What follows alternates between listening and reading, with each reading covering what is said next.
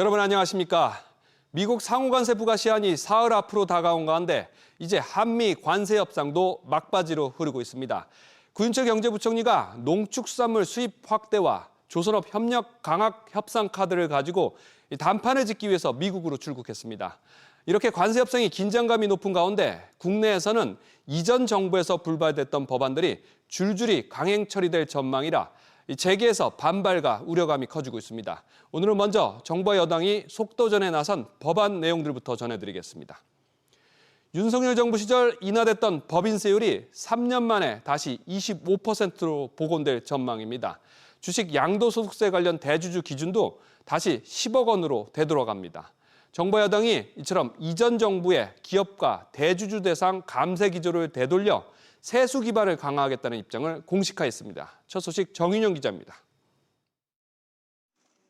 더불어민주당과 기획재정부는 오늘 당정협의회를 열고 법인세 최고세율을 현재 24%에서 25%로 인상하기로 했습니다. 법인세 최고세율은 2009년 이명박 정부에서 25%에서 22%로 낮아졌다가 2017년 문재인 정부에서 25%로 인상됐습니다. 이후 2022년 윤석열 정부는 기업 투자 활성화를 이유로 다시 24%로 낮췄습니다. 민주당은 법인세를 낮췄지만 낙수 효과는 없었고 2년 사이 법인세 수가 40%나 줄었다며 강하게 비판하고 있습니다.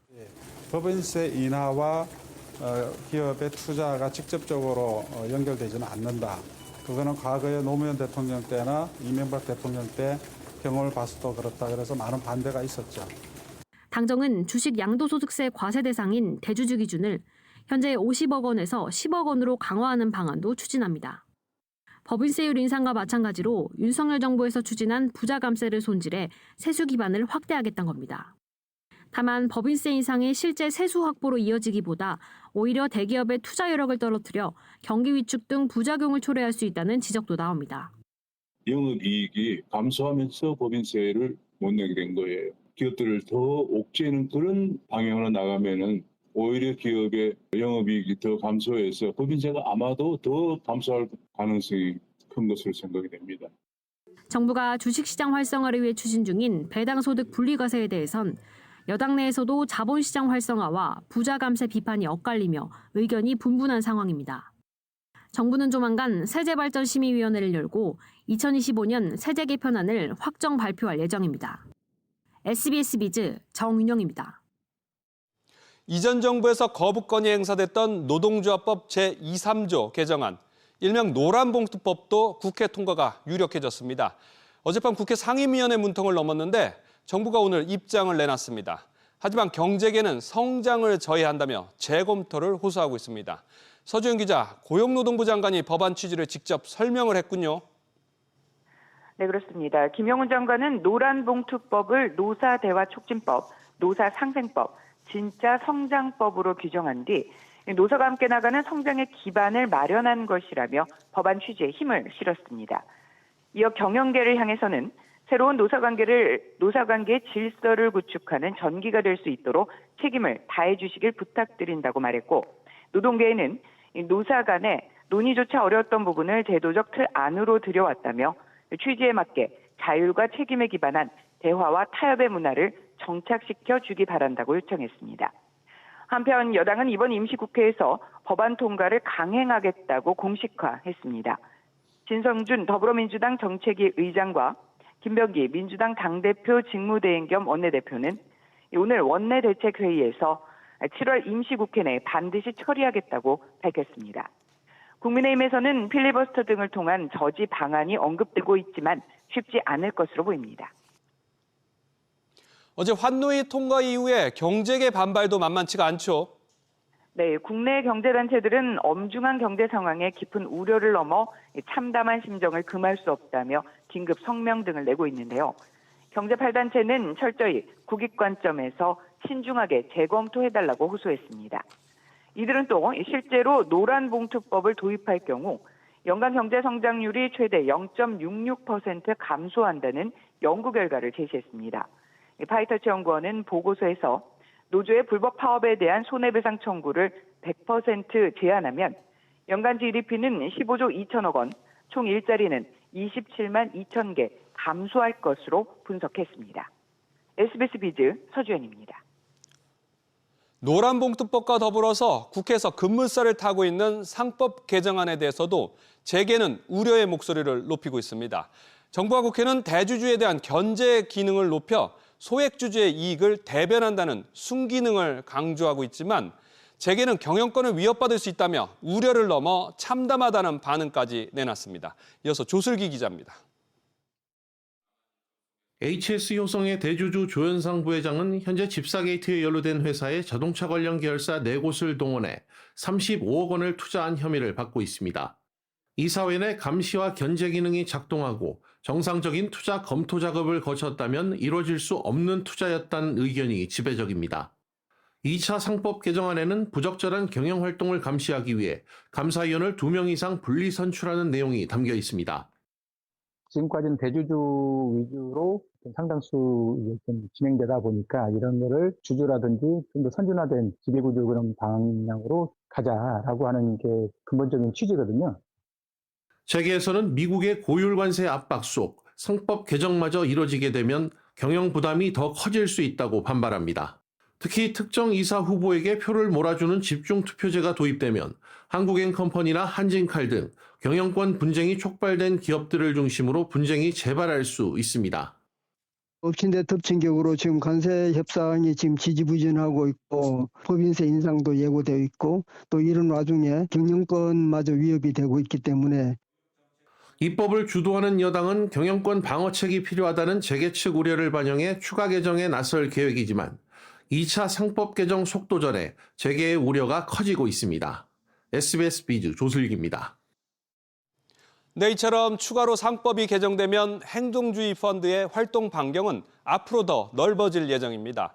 앞선 개정으로 최대 주주의 의결권을 제한하는 3% 룰이 도입돼 내년 시행될 예정인 가운데 표를 몰아주는 집중투표제 등을 통해서 소액주주의 입김이 더 세지기 때문입니다. 그래서 이번 2차 상법 개정안 본회의 처리를 앞두고 태광산업과 2대 주주 트러스트온 자산운용 간 신경전이 격화되고 있습니다. 이어서 윤재 기자입니다. 지난 2021년 태광산업 지분을 매입해 경영 참여를 선언한 트러스트온 자산운용. 5% 넘게 보유하고 있던 지분을 최근 OK캐피탈과 3% 이하로 나눠 가졌습니다. 트러스트온은 OK캐피탈에 지분 일부를 넘겼지만 태광산업에 대한 의결권과 주주권을 공동으로 행사하기로 합의했다고 밝혔습니다. 업계 일각에선 상법 개정으로 강화된 3% 룰에 따라 이호진 전 회장 측 의결권이 3%로 제한되는 틈을 노렸다는 분석이 나옵니다. 최대 주주인 이호진 전 회장과 특별관계자 합산 지분은 53%인데 내년 달라지는 상법 개정으로 감사위원 선임에 총 3% 의결권만 행사할 수 있습니다. 반면 기타 주주인 트러스트온은 지분을 3% 이하로 쪼개면서 동맹과 함께 5.69%에 해당하는 의결권을 온전히 행사할 수 있게 됐습니다. 주주 행동주의가 잘 해야 되고 또 잘 못할 수도 있겠지만 이번 3법 개정으로 인해서 주주 행동주의가 여러 가지 범위를 넓힐 수 있는 특히 지배구조 측면에서 확대를 하는 거에 있어서 근거가 충분히 마련됐다. 한편 태광산업은 트러스트온이 고가의 공개 매수를 압박하고 블록딜 공시 전 지분을 대거 매도했다며 금융감독원에 진정서를 냈습니다. 트러스트온은 사실관계를 심각하게 왜곡했다고 맞서면서 양측 공방이 거세지고 있습니다. SBS 비즈 윤지혜입니다. 여당의 상법 개정은 이뿐만이 아닙니다. 이번 임시국회에서 집중투표제 의무화와 감사위원 분리선출 확대 이어서 자사주 소각 의무화 등 더 강도 높은 상법 개정에 연이어 나설 태세입니다. 더불어민주당 코스피 5천 특별위원회가 오늘 거래소를 찾았는데 오는 9월 정기국회에서는 상법을 추가로 손볼 뜻을 내놨습니다. 더 센 상법이 예고되면서 주식시장에선 어떤 종목들을 눈여겨봐야 할지 신다미 기자가 정리했습니다. 한국거래소를 찾은 더불어민주당 코스피 5천 특별위원회는 추가적인 상법 개정 의지를 나타냈습니다. 종래에는 국장 탈출은 지능수준이라고 냉소가 있었고 오히려 국장 투자가 지능수준이다 이렇게 기대와 신뢰가 좀 확고하게 형성될 때까지는 일관되게 제도 개선에 대한 의지 표명 내지는 노력을 좀 해야 되지 않을까. 더 센 상법이 예고된 가운데 지주사의 기업 지배구조가 개선될 수 있다는 기대감이 커지고 있습니다. 지배주주는 개정 상법을 위반하지 않고 분할 합병을 진행하기 위해 소액주주의 주식을 100% 공개 매수하거나 일반 주주의 과반 찬성 투표를 진행하는 등 절차적 정당성을 확보하려는 움직임에 나설 것으로 보입니다. 증권가에선 중장기적으로 형제 간 계열 분리를 위한 인적 분할이 전망되는 한화의 경우 계열 분리 전 소액주주들이 100% 공개 매수 혹은 정당한 보상을 요구할 가능성이 높다는 관측이 나옵니다. 그동안 대주주 위주로 이사회가 결정했던 것에 대해서 이제 소송하시는 분들도 생겼으니까 좀 더 합리적으로 결정하지 않을까 그런 기대가 생긴 거죠. LS그룹은 LS 파워솔루션 등 다수의 자회사 상장을 계획하고 있지만 상법 개정으로 철회 압력이 높아질 전망입니다. 중복 상장 이슈로 SKM무브의 상장을 철회했던 SK그룹도 SK온과 SK에코플랜트 등 자회사의 상장 계획을 재검토할 것으로 보입니다. SBS 비즈 신다입니다. 이재명 대통령이 국무회의에서 반복되는 산업재해 사망 사고에 대해서 미필적 고의에 의한 살인이라며 강하게 질타했습니다. 과태료 수준의 솜방망이 처벌로는 재발을 막을 수 없다며 대출 제한과 면허 취소 등 실질적 제재를 지시했습니다. 취재기자 연결해 보겠습니다. 정동진 기자. 네, 정동진입니다. 이 대통령이 특정 기업 사례를 콕 집어서 언급을 했군요. 그렇습니다. 지난 28일 포스코 ENC 시공 현장에서 60대 노동자가 천공기에 끼어 숨지는 사고가 발생했습니다. 올해에만 4번째 발생한 사망 사고인데요. 이재명 대통령은 미필적 고의에 의한 살인 아니냐며 강하게 질타하면서 다단계 하청 구조가 법에 어긋나고도 방치되고 있다고 지적했습니다. 포스코 ENC는 조금 전 오후 5시 산재 사고에 대해 사과문을 발표했는데요. 근로 안전에 대해 근본적으로 쇄신하겠다며 이같이 밝혔습니다. 잠재된 위험 요소를 전면 재조사해 위해 유사 사고를 예방하고 생업을 위해 출근하신 근로자분들께서 안전하게 일하시고 퇴근하실 수 있는 재예방 안전 시스템을 새롭게 구축하겠습니다. 그래서 오늘 국무회의에서 대출 규제 같은 강력한 페널티도 언급이 됐다고요? 네, 김병환 금융위원장은 기업 투자 시 불이익으로 이어질 수 있는 ESG 평가를 강화하고 기업 평판을 은행 심사에 반영해 대출 규제를 강화하는 방안 등을 이 대통령에게 보고했습니다. 이에 이 대통령은 대출과 투자에 불이익을 부과하는 방안의 추진을 검토하라고 지시했습니다. 아울러 산재가 자주 발생한 곳에 대해선 정부 공사 등 공공입찰 제한을 넘어 인허가나 면허를 통째로 취소하는 것도 검토하라고 강조했습니다. SBS 비즈 정동진입니다. 네, 한미 관세 협상 시한이 사흘 앞으로 다가왔습니다. 정부는 최소한 15% 수준인 일본과 유럽연합만큼의 관세 협상 결과를 이끌어낸다는 방침입니다. 이런 관세 담판을 위해서 구윤철 경제부총리가 미국행에 올랐고 하나 김동관 부회장과 이재용 삼성전자 회장도 워싱턴 DC로 이동했습니다.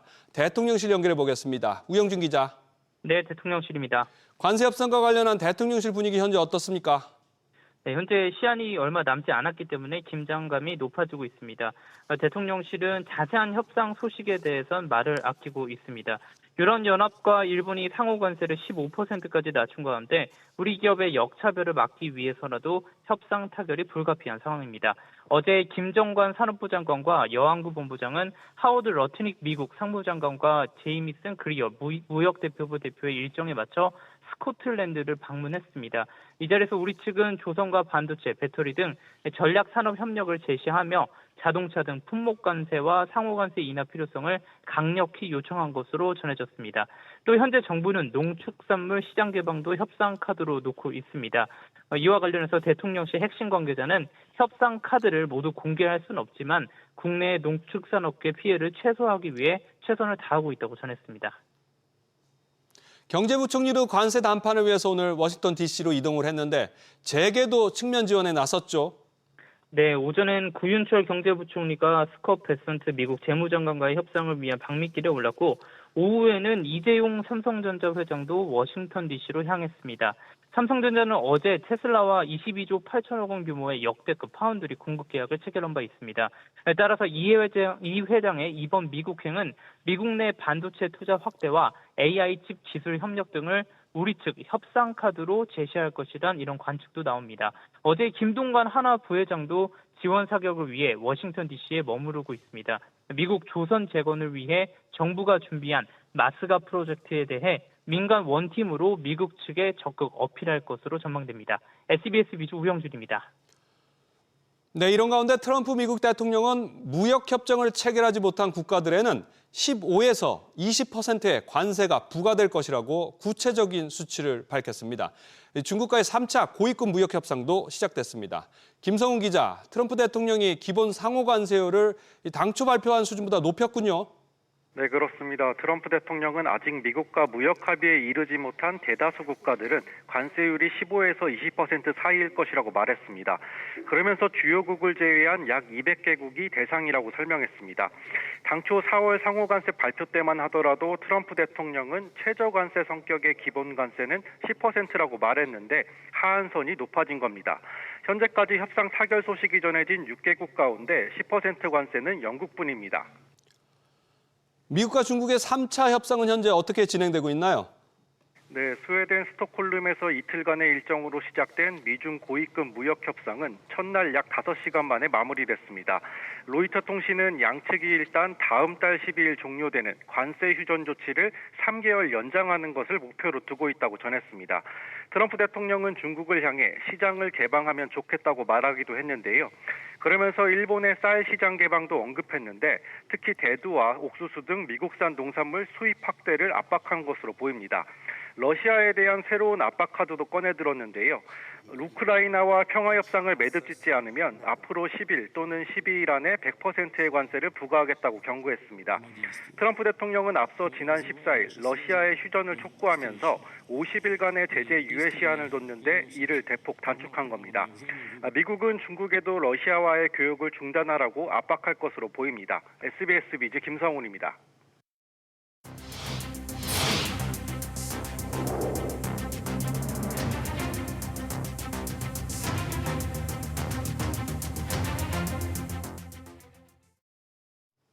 한미 관세 협상과 미 연준의 기준금리 결정을 앞두고 코스피가 닷새 연속 오르면서 4년 만에 최고치를 찍었습니다. 다만 달러원 환율은 한미 관세 협상을 앞두고 불확실성이 커지면서 급등을 하며 1,400원을 눈앞에 뒀습니다. 이정민 기자. 네, 이정민입니다. 국내 증시 상황부터 살펴보죠. 오늘 하락 출발하기도 했는데 결국 코스피가 호조를 이어갔군요. 네, 코스피는 어제보다 0.66%, 21.05포인트 오른 3,230.57의 장을 마쳤습니다. 지난 2021년 8월 10일 3,243.19로 장을 마감한 이후 약 4년 만에 종가 기준 최고치를 기록했습니다. 한미 무역협상과 미국 연방공개시장위원회 정례회의 등을 앞둔 경계감에도 외국인은 6천억 원 넘게, 기관은 1,100억 원 넘게 사들이며 지수 상승을 견인했습니다. 시총 상위주는 대부분 빨간불을 켰습니다. 테슬라와 23조 원 규모 파운드리 공급 계약을 체결한 삼성전자는 0.28% 오르며 7만 전자를 지켰고 LG 에너지솔루션, 한화 에어로스페이스는 각각 3%, 4%대 큰 폭으로 올랐습니다. 코스닥은 0.01% 오른 804.45의 거래를 마쳤습니다. 환율은 한미 협상에 대한 경계감이 커지면서 최근에 크게 올랐죠. 그렇습니다. 달러원 환율 주간 종가는 어제보다 9원 오른 1,391원으로 집계됐습니다. 조금 전인 오후 5시 40분 기준으로는 소폭 내린 1,390원 90전에 거래 중입니다. 1,390원으로 출발한 달러원 환율은 개장한 지 얼마 되지 않아 1,394원대로 급등했다가 상승폭을 줄여 현재 수준으로 내려왔습니다. 원인은 역시 한미 관세 협상 때문인데요. 구윤철 부총리 겸 기획재정부 장관과 조현 외교부 장관이 모레 미국에서 스콧 베센트 재무장관과 마코 루비오 국무장관을 각각 만나 협상을 진행한다는 소식에 관심이 집중된 상황입니다. SBS 비즈 이정민입니다. 이런 가운데 호재성 허위 공시 같은 걸로 이 주가 조작을 하는 세력에 대해서는 국세청이 세무조사에 나서기로 했습니다. 이들은 수백억 원의 매도 차익을 챙기고도 납세 의무는 회피해 온 것으로 드러났습니다. 엄하은 기자의 보도입니다.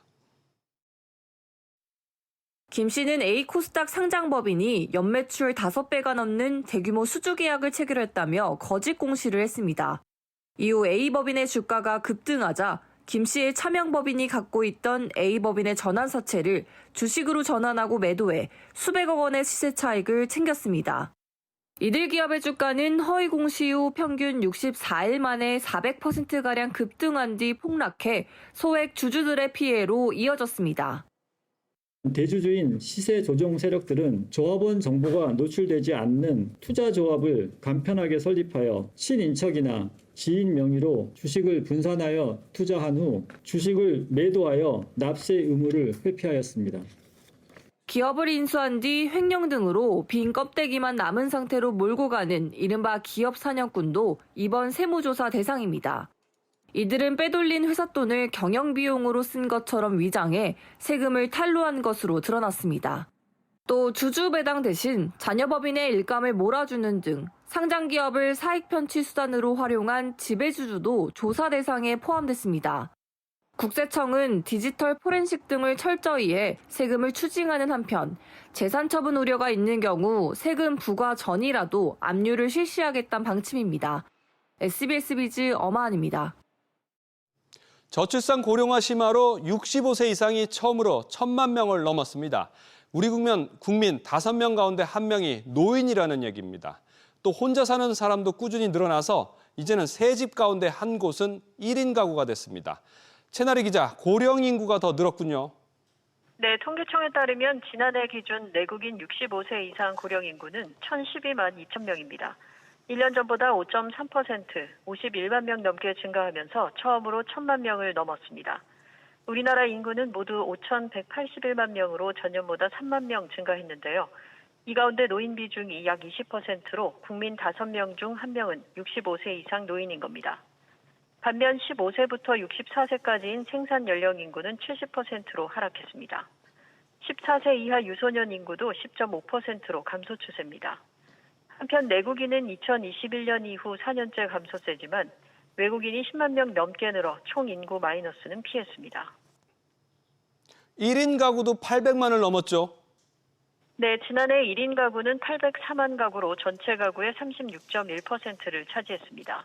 전년보다 0.6%포인트 늘어 또 최대치를 경신했습니다. 1인 가구 비율이 가장 높은 도시는 서울로 약 40%가 나홀로 가구였습니다. 연령별로 20대 이하와 60대가 많았고 1년 전보다 증가율이 높은 연령대는 70대로 고령 1인 가구가 크게 늘었습니다. 통계청은 이번 조사에서 처음으로 반지하와 옥탑 거처 전수 통계도 발표했는데요. 우리나라 지하 반지하에 거주하는 가구가 40만 가구에 육박하는 것으로 나타났습니다. 특히 지하 반지하 주택 중 90% 이상은 수도권에 위치했는데 대부분 노후주택이었고 반지하와 옥탑이 있는 주택 수가 가장 많은 지역은 서울 관악구였습니다. SBS 비즈 최나리입니다. 수도권 부동산 시장이 6.27 대책 이후에 지난 한 달 동안 극심한 거래 절벽을 보이고 있습니다. 그런데 초고가 아파트를 중심으로는 신고가 행진이 이어지고 있어 똘똘한 한 채를 찾는 자산가들의 선택적 매수 움직임이 감지되고 있습니다. 김인덕 국토부 장관 후보자는 시장이 일시적 안정세에 접어들었다고 평가하면서도 공급 부족을 우려하며 곧 주택 공급 대책을 내놓겠다고 밝혔습니다. 박연신 기자입니다. 서울 강남권 대표 재건축 단지인 압구정 3구역 전용 144제곱미터가 지난달 초 75억 원에 거래된 데 이어 불과 한 달 만인 지난달 30일엔 80억 원에 팔렸습니다. 한 달 새 5억 원이 뛴 겁니다. 6.27 대출 규제 이후 한 달간 수도권 아파트 시장의 거래량은 한 달 전보다 72.5%나 급감했습니다. 비수도권의 감소율이 40% 수준인 걸 감안하면 수도권의 거래 위축이 2배 가까이 더 컸습니다. 특히 20억 원이 넘는 초고가 아파트는 거래량이 대책 이전 한 달 전보다 85% 급감했지만 신고가 비율은 66%를 넘어섰습니다. 현금 부자들은 대출 6억 제한에 크게 영향받지 않고 자기들이 원하는 주택에는 매수하는데 재건축이나 초고가 아파트의 그런 양극화 현상이 뚜렷하게 나타나고 있는 것 같습니다. 김윤덕 국토교통부 장관 후보자는 이 같은 현상을 일시적 안정세로 해석했습니다. 수도권 어떤 주택 과열되고 있는 것에 대해서 상당히 적절하게 처방이 되었다고 생각하고 있고요. 상당히 안정되어가고 있는 과정이다. 김 후보자는 공급 측면에선 현재는 절벽 상태라고 진단하며 조만간 주택 공급 대책을 내놓겠다고 예고했습니다. 또 다른 공급 대책에서 양질의 주택이 잘 공급될 수 있도록 하는 게 중요하다고 생각하고 있고요. 조만간 제가 장관을 임명되게 된다면 준비해서 발표할 수 있도록 그렇게 하겠습니다. 극단적인 양극화 속에 거래 절벽과 신고가가 동시에 나타나는 시장의 이중성을 정부의 공급 카드가 어떻게 풀어낼 수 있을지 주목됩니다. SBS 비즈 박연신입니다. 이재명 정부가 최근 가장 힘을 쏟고 있는 분야 중 하나가 소상공인 지원입니다. 이 같은 정부 기조와 반대로 우리은행이 올해 상반기 4대 은행 가운데서 소상공인 대출을 가장 많이 줄인 것으로 나타났습니다. 이 내용은 이한승 기자가 취재했습니다. 올해 상반기 우리은행이 소상공인들에게 공급한 대출은 45조 원 규모입니다. 연초에 비해 9.4% 감소한 것으로 4대 시중은행 중 우리은행만 유독 소상공인 대출을 대폭 줄였습니다. 우리은행은 상반기 중소기업 대출도 5.5% 줄여 중소기업 대출을 늘린 다른 시중은행들과는 전혀 다른 모습을 보였습니다. 가계대출도 담보대출을 늘리고 신용대출을 줄이면서 안전한 대출 위주로 영업했습니다. 이에 대해 우리은행 관계자는 자산 리밸런싱을 통해 생산적인 부분과 비생산적인 부분을 나눴다며 리스크와 수익성을 감안한 것이라고 설명했습니다. 이처럼 리스크가 큰 대출 위주로 줄인 것은 올 상반기 우리금융 지주의 가장 큰 과제였던 보험사 인수 영향으로 보입니다. 보험사 인수를 위해 자본 건전성을 높이는 것이 최우선 과제였기 때문입니다. 대표적인 자본 건전성 지표인 보통주 자본 비율은 지난해 말 12.13%에서 올해 2분기 12.76%로 뚜렷하게 상승했습니다. 위험가중 자산을 낮춰서 자기자본 비율을 높이는 이유가 보험사 인수라는 이제 비은행 포트폴리오 확대하고 좀 관련이 있다는 측면에서 정책의 어떤 방향하고는 조금 이제 다른 쪽으로 가고 있는 건 사실인 것 같습니다. 다만 무작정 리스크를 피하기보다 정교한 관리로 공공성과 수익성을 함께 지키려는 노력이 부족했다는 지적은 피하기 어려워 보입니다. SBS 비즈 이한승입니다.